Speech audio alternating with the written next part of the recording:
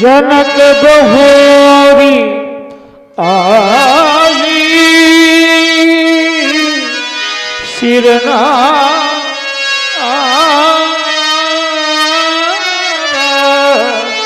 आई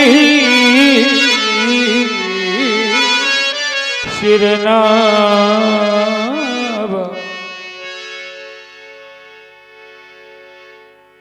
देवता के श्री चरणों में इस सेवक का प्रणाम प्रीत हो, प्रणाम प्रीत हो कि अहो भाग्य इस मिथिला का। क्या हुआ? हे तपोनिष्ठ आपका अभिनंदन। क्या कर रहे हो तुम? और मैं ही नहीं, हाँ ये कृतकृत हुई मेरी मिथिला समाज और कर रहा जनक है पद बंदन। सेवक का प्रणाम प्रीत हो, प्रणाम प्रीत हो। जो पर स्वार्थ में जीता है और पर स्वार्थ में मरता। हमने जाना है कि उसके हर आंसू यह रामायण और उसकी हर बोली गीता है। मैं कभी कभी विचार किया करता हूं कि अगर संसार में भाव नहीं होता तो संसार नास्तिक हो गया होता। आस्तिक्यता ये हमारी धरोहर है और नास्तिक्यता ये हमारे सनातन धर्म का सबसे बड़ा विरोधक है। इसलिए शास्त्रों ने कह दिया भावे विद्यते देवा, भावना में ही देवता का वास है। और तुम्हारे प्रणाम में हमको भाव दिखा। क्यों? क्योंकि जनक शब्द ही भावपूर्ण शब्द है। क्यों भाई? जनक माने क्या होता है? पिता। तो पिता में तो अपने आप भाव छुपा है। पिता से ज्यादा भावपूर्ण शब्द कोई संसार में हो सकता है क्या? नहीं हो सकता है। लेकिन जब इस जनक को देखता हूं तो राजा निमि से लेकर, ध्यान देना, राजा देवरात और शीलध्वज की यात्रा के जीवन चक्र को जब मैंने अपने साहित्यिक परिक्षेत्र में जांचा तो उत्तर मिला कि जो जन जन की जान को बचाने में अपने जीवन का सर्वस्व लगा देगा उसका नाम जनक। मान जा यार। हाँ, एक तो ये ककारा वाली पाठशाला बड़ी परेशान करेगी। अच्छा चुपचाप बैठो, कोई तेज बात नहीं करेगा, न गोलू न कालू न शोर नहीं करोगे, ठीक है?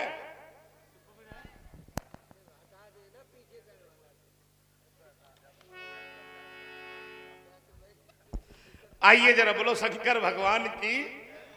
जो जन जन की जान को बचाने में जीवन का सर्वस्व लगा दे उसका नाम जनक। सत्य जिसके पीछे चलने के लिए विवश हो जाए उसका नाम जनक। जो वैराग्य की प्रतिमूर्ति बन जाए उसका नाम जनक। और जो भगवान को भी अपने घर में आने के लिए विवश कर दे उसका नाम। तभी तो कहने के लिए बाध्य हो गया कि जो गौरव गरिमा ज्ञान बढ़ावे है वही जनक। जो ऋषियों का सम्मान करावे है वही जनक। इतना ही नहीं, अरे जो धरती से कन्या उपजावे। कभी राजा को राज्यपाट छोड़कर हाथों में स्वर्णिम हल लेकर, समय एक जैसा नहीं होता, पुरुष बली नहीं होता है, समय होत बलवान।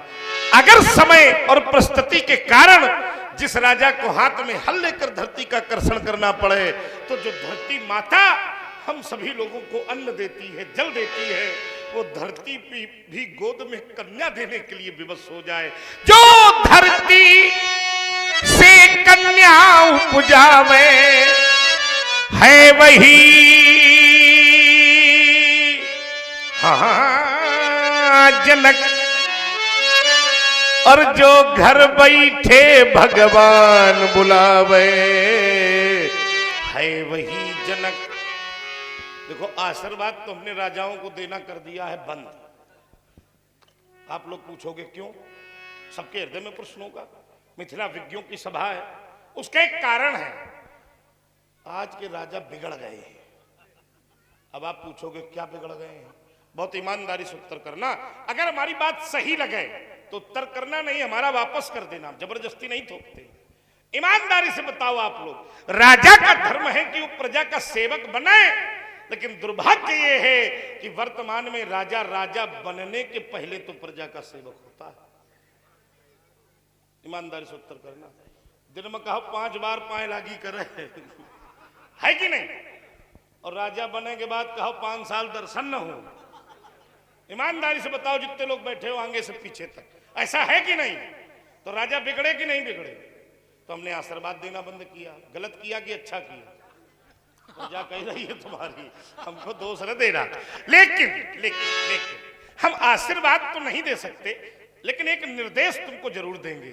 अगर ये निर्देश तुमने मान लिया राजन, तो हमारा आशीर्वाद तुम्हारे पास स्वमेव चल के आएगा। और निर्देश क्या है गुरुदेव? गुरुदेव निर्देश क्या है? इस माध्यम तो ये राजा है, लेकिन विश्व पटल पर बैठे बैठे बड़े बड़े पदों पर उन राजाओं से भी मेरा कहना है कि तुम सदा प्रजा की सेवा करना।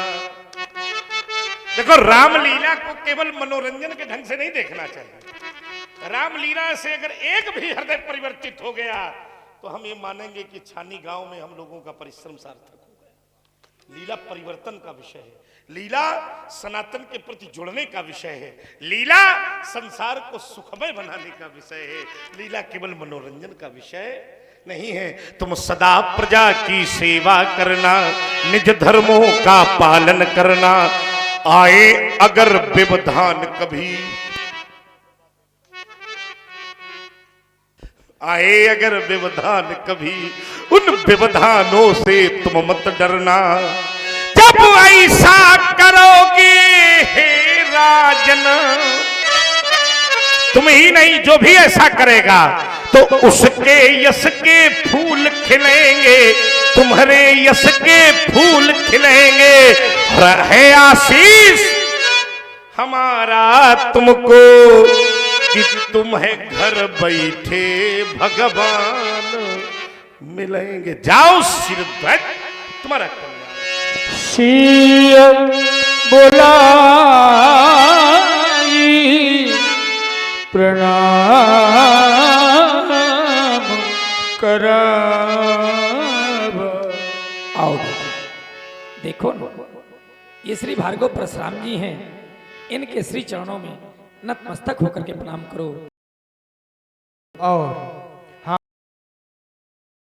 साथियों, बड़ा ही सुंदर जब अभिनयकर्ता अभिनेता के साथ वादन करने वाला कोई हृदय से मिल जाता है तो वास्तव में जो कलाएं अंदर छिपी होती हैं उनको भी निकाल करके और लोगों के सामने प्रस्तुत कर दिया जाता है। ऐसे हमारे परम पूज्य व्यास जी श्री जनार्दन जी द्विवेदी आपके वादन से प्रभावित हो गए। हमारे रवि जी सोनी, आप छानी के ही निवासी हैं, आपके वादन पर ये 51 पत्र प्रसून सादर समर्पित किए हैं। भैया को धन्यवाद, साधुवाद। ये बालिका कौन है?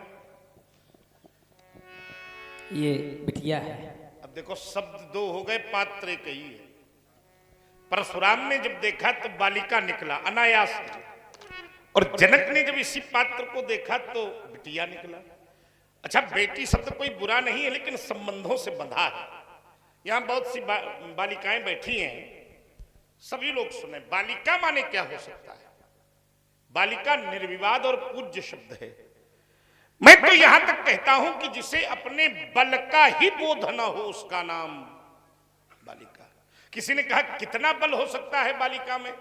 फिर मेरे हृदय ने कहा कि जो प्रकृति को भी शक्ति प्रदान करने की शक्ति रखती हो उसका नाम बालिका। जो एक नहीं 2-2 कुलों को प्रेम का पाठ पढ़ाती हो उसका नाम बालिका, और जिसके शब्द कोश में कभी ना शब्द ना हो। ये वाक्य केवल जितने पिता इस सभा में बैठे हैं वो जरूर सुने, और ईमानदारी से उत्तर देना। तुम्हें सौगंध है माता गंगा की, यहां कोई एक ऐसा पिता खड़ा होकर ही बता दे कि उसने अपने जीवन में कभी अपनी बेटी के मुख से ना शब्द सुना। कोई हो तो खड़ा होकर बतावे। इसलिए मैं कहता हूं कि जिसके शब्द कोश में ही ना शब्द ना हो उसका नाम बालिका। तभी तो कहने के लिए विवश हो गया, जो ज्ञान का वर्धन करावे उसे कहते बालिका।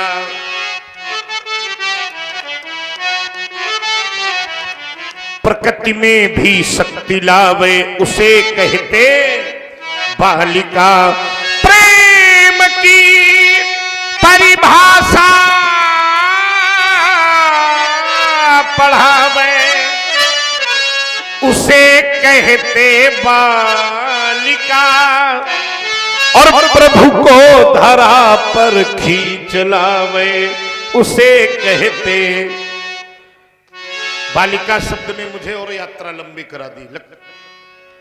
राजा जनक, तुम्हारी बिटिया के रूप में ऐसा लगता है जैसे मां आदि शक्ति जगत जननी परा अम्बा माता गौरा ने तुम्हारे घर में अवतार आदि शक्ति के रूप में ले लिया है। क्या तुमने पूर्व जन्म में कोई तपस्या की थी? नहीं नहीं। कौन है ये मैया? क्या माता सचमुच तुमने अवतार लिया? तो तुम्हें इस रूप में आज मिथिला में नहीं आना था मां। यदि आना ही अम्ब था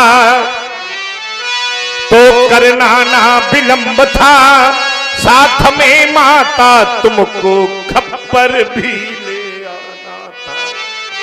नहीं तो क्या लक्ष्मी? नहीं तो क्या मैया वीणा पाणी? नहीं। क्या मैया अरुंधति? नहीं नहीं। क्या मैया कुष्मांडा? नहीं नहीं। क्या मैया अनुसुईया? नहीं नहीं। जनक, क्यों बार बार ऐसा लगता है जैसे मेरी मैया भुवनेश्वरी ही अपना समूचा श्रृंगार करके परशुराम को दर्शन देने के लिए साक्षात प्रकट हो गई है। कौन है ये बालिका? केवल तुम्हारी बिटिया कह देने से इसका परिचय पूर्ण हमें नहीं लगता कि ये जाई हुई है। क्यों भाई? सही सही बताओ, ये जाई है या कहीं से पाई है? भूपति तुम्हारे भवन भगीरथ गंगा सी लहराती, कौन बालिका यह चली आ रही। देखो यह मंद मंद मुस्काती, कौन है? इसका परिचय शीघ्रता से अवस्था को देखते हुए हमें प्रदान कराओ। अवश्य देवता। राजन, यह बालिका वास्तविकता में हाँ हाँ, ये हमारी आत्मजा नहीं फिर अपितु धरात्मजा है। गजब हो गया। इसकी प्राप्ति के विषय में कुछ ऐसा है, श्रवण करें देवता। सुना मैं राजन। कि हल कर सण महिका किया, गजब हो गया। फिर क्या हुआ? तो ये प्रकटी सुता अभिराम है, और रानी सुनैना पाला है। पाला इसे। नाम क्या है इसका? और नाथ सीता नाम। बड़ा दिव्य नाम है, किसी दिव्य पुरुष तो का। यह वही कन्या है ऋषिवर, जो सामने खड़ी है, जो सन्मुख शोभा पाती है। अब तुम चाहते क्या हो? और मैं चाहता हूँ कि दो आशीर्वाद इसको भगवान। क्यों? ये चरणों में शीश झुकाती है। राजा जनक, तुम्हारी बालिका को देखकर हृदय में अलौकिकता का भान तो हुआ ही था, लेकिन परिचय प्राप्त करने के बाद ऐसा लगा कि ये माता गौरा लक्ष्मी तो है ही, यह ऐसा लगता है जैसे भारतीय संस्कृत को परिलक्षित करने के लिए साक्षात अम्बा परम्बा मां भगवती ही, मां भारती ही श्रृंगार करके खड़ी हो गई है। देखिए यहां भी एक बड़ा सुंदर दृश्य बना है, और हमारी कुछ बेटियां यहां बैठी हैं। आपके घर में कोई अतिथि आवे तो हाथ जोड़कर उसके सामने खड़े हो जाइए, तो ऐसा लगता है जैसे भारत की सभ्यता खड़ी है।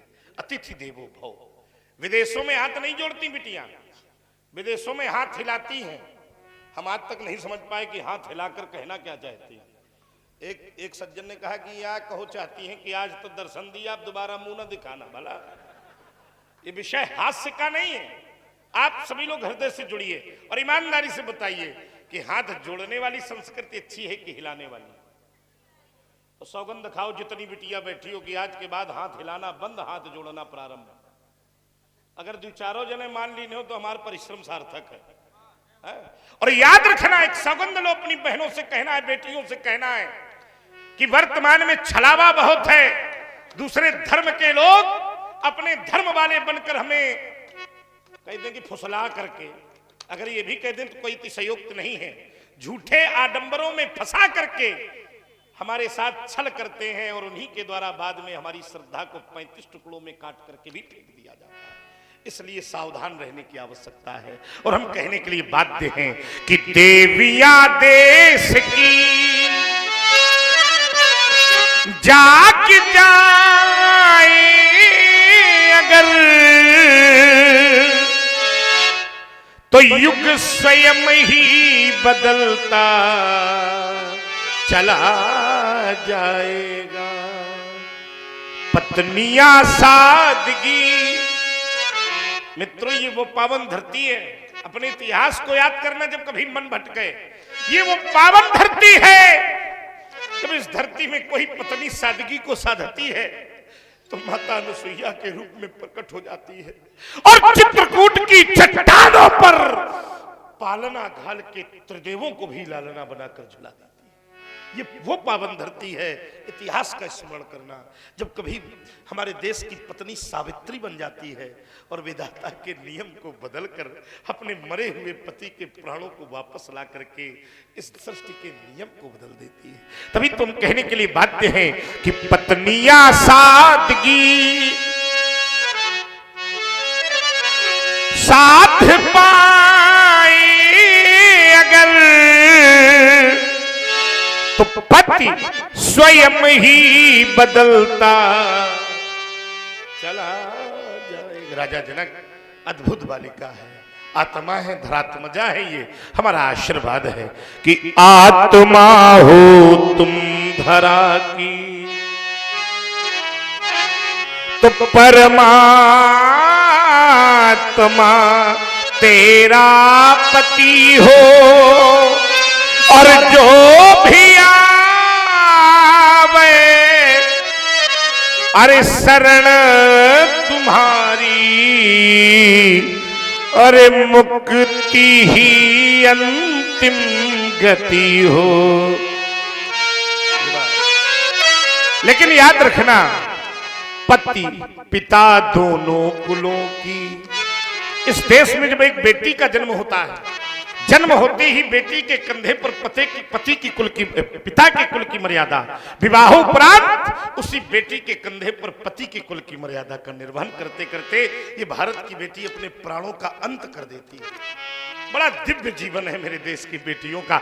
यही तुमसे भी आशा है कि पति पिता दोनों की लाज को निर्बाध रखना, स्वार्थ तज परमार्थ बेटी तुम सदा नित रोज भजना। बस इसी से इस जगत में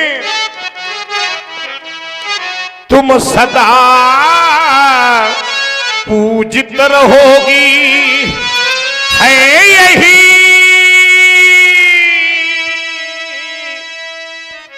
आशीष बेटी तुम सदा फूलो फलोगी, तुम सदा जा बेटी तू जा। पति से करना प्रेम सदा तुम, क्योंकि स्त्रियों के लिए एक ही धर्म बनाया गया है, एक ही धर्म एक व्रत नेमा। पति से करना प्रेम सदा तुम, पतिव्रत धर्म निभाना, और माँ अपनी से जा कह देना, खाद्यान्न अधिक उपजाना। क्या क्या खाद्यान्न भर नहीं, इधर देखो, कहीं पे सोना कहीं पे चांदी, कहीं पे पन्ना उपजा, जा बेटी तू जा, जा बेटी तू जा, जाओ कल्याण हो तुम्हारा। और सुन रहे थे